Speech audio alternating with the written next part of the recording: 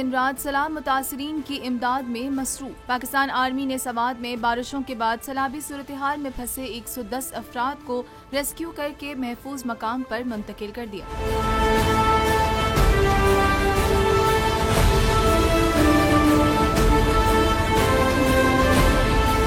पाक फौज के शोबा ताल्लुकात आमा के मुताबिक ख्वाजा खेल से कांजू कैंट सवात तक लोगों के फंसे हुए होने की इत्तला मिली, जिन्हें हेलीकॉप्टर के जरिए फौरी कार्रवाई करते हुए बचा लिया गया। उन्हें खाने समेत जरूरी तिबी इमदाद फराहम की जा रही है।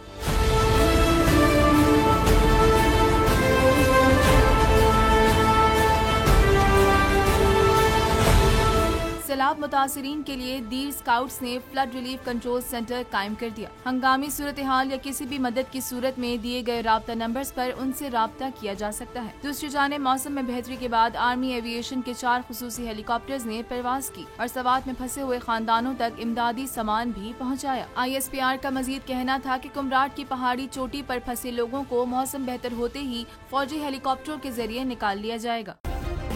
सब्सक्राइब करें और बेल दबाएं ताकि कोई खबर रह न जाए।